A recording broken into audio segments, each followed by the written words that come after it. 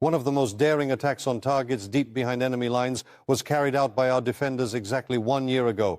Long-range drones from the Special Operations Center A of the Security Service of Ukraine struck the 107th arsenal of the main missile and artillery directorate of the Russian Ministry of Defense in the Tver region. For security reasons, the details of the operation were kept secret by the Security Service of Ukraine for a long time. And only today can we reveal the details. On their official Instagram page, the Alpha fighters showed footage of the drone launches and shared some figures. Russia has lost 50% of all its stocks of 120mm mortar shells and about 10% of all its guided aerial bombs, KABs. In total, about 160,000 tons of weapon stockpiles have been destroyed, including ballistic Iskander missiles, missiles for air defense systems, and North Korean missiles.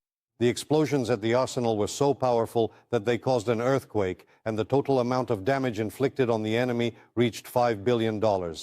If there is more weaponry, there will be more strikes deep inside Russia. Oil refineries there are already burning almost every day. Just today, in the night before Thursday, our special forces struck the Volgograd oil refinery, one of the most powerful in southern Russia. A large oil processing plant in Bashkortostan was also ablaze. That's almost 1,500 kilometers from the Ukrainian border. But what are the consequences of this alarming trend for Russians?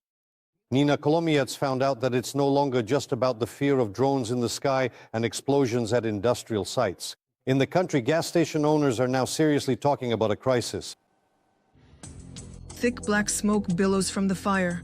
The flames could not be brought under control for 5 whole days.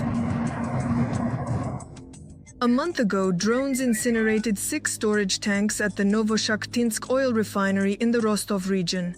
This is the facility that holds strategic importance for the enemy's military-industrial complex. And this drone traveled almost 2,000 kilometers deep into Russia and attacked an oil depot in the Komi Republic.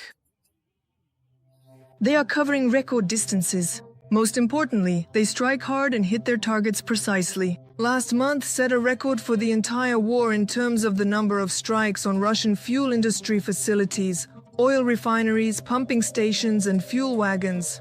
Nearly 24 successful attacks. Some sites were hit by drones several times. This is where the true skill of our various teams lies. Some of them detect targets, carve out corridors, plot routes, bypass defenses, dry out areas.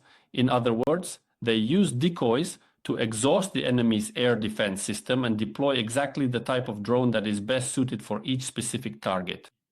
The attacks continued this month as well. Just recently, after a drone strike, the Kiryevsky plant was forced to halt operations. This enterprise in the Leningrad region produced about 20 million tons of oil per year. Overall, according to Reuters, Ukraine has already managed to disable at least 17% of Russia's oil refining capacity. Economists call this a critical indicator for a country that serves as a gas station. Analysts believe that 15% is the critical threshold, so 17 is above 15. At best, Russia can receive 1.5 trillion rubles per month and on average 1 trillion per month from hydrocarbon exports. So what do we actually have right now? In reality, we have $500 billion per month. Exports are becoming increasingly difficult, and the occupiers' logistics are also under attack. Just recently in the Leningrad region, locomotives derailed on 2 different sections of track at once. One of them was carrying 15 fuel tank cars. Friendly drones are also paying visits to the oil ports. A month ago, the export terminal in Ust-Luga was ablaze, and in the port of Primorsk, the Security Service of Ukraine struck tankers belonging to Russia's shadow fleet. And this significant strike, which was carefully carried out by our dedicated security and defense forces on this crucial port, could very seriously weaken by approximately 20% the overall export of vital petroleum products from the Russian Federation. And the consequences of the strikes were not long in coming. According to Reuters, Transneft has warned producers that they will likely have to cut production. And all this comes after attacks on key export ports and oil refineries. This damages Russia's reputation as a reliable oil supplier, including for India and other countries to which they ship through the Baltic seaports. This is a huge trump card for Ukraine, which enables the destabilization of Russia's economy and the undermining and collapse of their rear. And if earlier the destabilization of the economy and the collapse of the rear were more like scare tactics that Russians didn't believe in, now this has become their reality.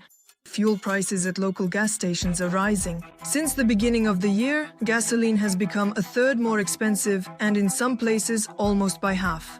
In some cities and even thousands of kilometers from the front, fuel has disappeared altogether. That's all there is, like gasoline.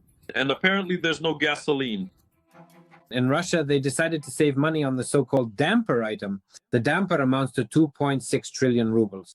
What is the damper? It's a subsidy paid to fuel distributors for selling fuel in Russia at government-set prices. In other words, without this subsidy, it's unprofitable to sell fuel. And in my opinion, this is exactly what explains why in certain regions of the Russian Federation in the Far East, even before our drones could reach them, fuel disappeared. The worst situation is in the temporarily occupied territories. Activists from the Yellow Ribbon movement report that the occupiers are not delivering gasoline to Nova Kakhovka and Tver.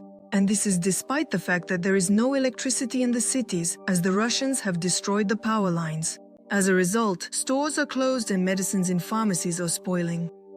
But most importantly, the fuel shortage is gradually being felt by the army of the aggressor country. We can clearly see that the Russian state is utilizing less and less military equipment over time.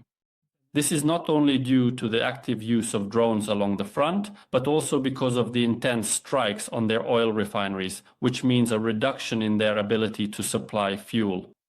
Ukrainian manufacturers are now able to offer our defenders a variety of long-range weapon options for strikes deep inside Russia. These include the Lyuty drone as well as the Palyanitsia and Flamingo missiles. There are plenty of developments that have successfully passed testing. The main thing now is to scale up production so that each subsequent month surpasses the record of the previous one. Increasing strikes on Russia's energy sector in winter could have an unexpected effect. Well, for example, the cold sets in the city of Moscow, right? A strike on Moscow's gas distribution networks during a deep freeze or on the power grid, for instance. If you organize a blackout in Moscow, what would happen then? If there are even more attacks destabilizing Moscow and St. Petersburg, then a lot could happen in Russia. Its rear could collapse. And we might actually have the opportunity to force Russia out of the war, because it simply would not be able to continue fighting any longer. The mission to cause a blackout in Moscow is actually not so impossible, especially considering that Ukrainian drones have long been successfully covering much greater distances than from Kyiv to the Russian capital, and the number of attacks is steadily increasing. Our long-range UAVs are forcing Russia to cancel mass gatherings, temporarily close shopping centers and restaurants. The Kremlin can no longer guarantee safety in the rear. The sting of the Ukrainian whip is being felt more and more strongly in Russian society, but there are fewer and fewer treats for the people each time. Nina Kolomiets, Yevhen Kaminsky, Podrobitsi, Inter TV channel, United News Marathon.